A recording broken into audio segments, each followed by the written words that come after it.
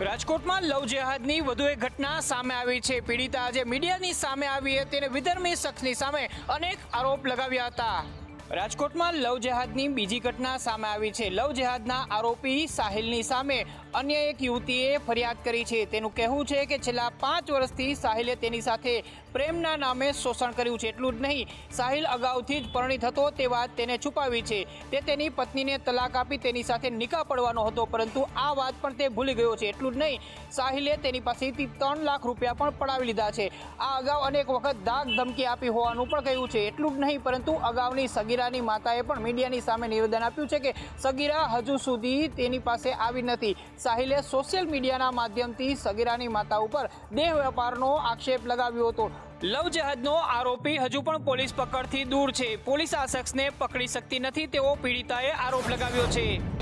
મહારાષ્ટ્રની રાજધાની મુંબઈમાં ભીષણ આગની ઘટના બની। એક બહુમાળી ઇમારતમાં આગ લાગતા અફરાતફરીનો માહોલ સર્જાયો। દક્ષિણ મુંબઈના ભાઈખલા વિસ્તારમાં સવારના સમયે એક બહુમાળી ઇમારતમાં આગ લાગી હતી। 42મા માળે લાગેલી ભીષણ આગને કાબૂમાં લેવા માટે ફાયર બ્રિગેડની ગાડીઓ ઘટના સ્થળે પહોંચી ગઈ હતી।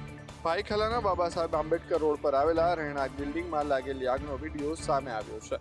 42મા માળે લાગેલી આગની લપેટમાં કાળા ધુમાડાના ગોટે ગોટતા ઉઠતા જોવા મળ્યા હતા। મુંબઈ ફાયર બ્રિગેડ દ્વારા લેવલ 1 ફાયર ઇમરજન્સી જાહેર કરવામાં આવી હતી। મુંબઈ ફાયર બ્રિગેડે આગને કાબૂમાં લેવા 5 fire engine, 3 jumbo tanker, aerial water tanker, high pressure pump, high rise fire fighting vehicle ઘટના સ્થળે ખડકી દીધા હતા। 57 માળની બહુમાળી ઇમારતમાં આટલી ઊંચાઈ પર આગ લાગતા લોકોમાં ભયનો માહોલ સર્જાયો હતો। જોકે આગની ઘટનામાં કોઈ જાનહાનિના સમાચાર નથી। સુરતના શિવશક્તિ ટેક્સટાઇલ માર્કેટમાં લાગેલી વિકરાળ આગમાં 450થી વધારે દુકાનો બળીને ખાખ થઈ ગઈ છે। ધારાસભ્ય કુમાર કાનાણીએ સીએમને પત્ર લખી મદદ માટે રજૂઆત કરી અને ફરીવાર પોતાનો ધંધો શરૂ કરી શકે એ માટે સરકારે કંઈક વિચારવું જોઈએ એવું મારું માનવું છે। એટલા માટે મેં મુખ્યમંત્રીશ્રીને પત્ર લખ્યો છે કે સંપૂર્ણ રીતે આની તપાસ થાય।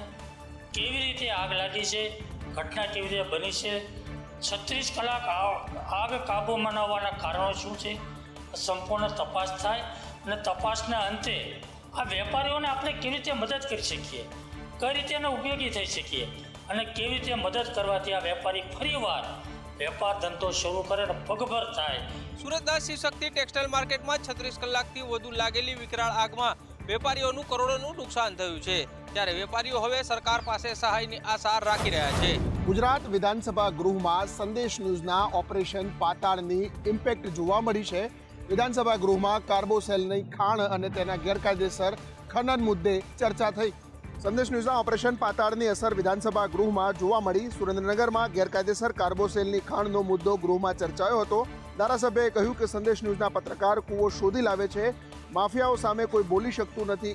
ફરિયાદો સંદર્ભે જવાબ રજૂ કરતા સરકારે ગેરકાયદેસર માઇનિંગ ચાલતું હોવાનો સ્વીકાર કર્યો છે। સાથે જ જણાવ્યું છે કે ગુજસીટોક હેઠળ સરકાર કાર્યવાહી કરશે। ખાણ માફિયાઓ સામે કામગીરી સંદર્ભે સરકાર દ્વારા કહેવામાં આવ્યું કે આ માટે સરકારે સ્પેશિયલ ટીમ બનાવી છે। ડ્રોનથી તપાસ કરવામાં આવે છે। 2200 જેટલા કૂવા સરકારે ખાસ બજેટ રાખીને પુરાવ્યા હોવાનો ઉલ્લેખ સરકાર દ્વારા ગૃહમાં કરવામાં આવ્યો। સંદેશ ન્યૂઝના ઓપરેશનમાં ખાણ માફિયાઓને ખુલ્લા પાડ્યા પછી સરકાર પણ હરકતમાં આવી છે અને સરકારે પગલાં લીધા હોવાનું કહ્યું। દેવભૂમિ દ્વારકામાં ફરી એકવાર ડિમોલિશનની કામગીરી હાથ ધરવામાં આવશે। કલ્યાણપુરમાં ગેરકાયદે દબાણ ઉપર બુલડોઝર ફેરવાશે। દ્વારકા જિલ્લામાં બેટ દ્વારકા અને દ્વારકામાં મેગા ડિમોલિશનની કામગીરી બાદ હવે કલ્યાણપુર તાલુકામાં ગેરકાયદેસર દબાણ ઉપર તંત્ર દ્વારા કાર્યવાહી કરાશે। કલ્યાણપુરમાં દરિયા કિનારાની આસપાસના વિસ્તારોમાં અનધિકૃત દબાણો પર બુલડોઝર ફરી વળશે। જામ કલ્યાણપુર તાલુકાના વિવિધ વિસ્તારોમાં દબાણો હટાવવા માટે તંત્ર દ્વારા નોટિસ ફટકારાઈ છે। અત્યાર સુધીમાં 106 જેટલા ધાર્મિક દબાણો દૂર કરવા નોટિસ અપાઈ છે। ઉપરાંત અન્ય બાકી રહેલા ધાર્મિક દબાણો પર પણ કાર્યવાહી થશે। અત્યાર સુધીમાં દબાણ હટાવવા માટે 2 નોટિસ ફટકારાઈ છે। આ ધાર્મિક દબાણોમાં કેટલાક મંદિરોનો પણ સમાવેશ થાય છે। જામ કલ્યાણપુર તાલુકાના 32 ગામોમાં દબાણ હટાવવાની કામગીરી કરવામાં આવશે।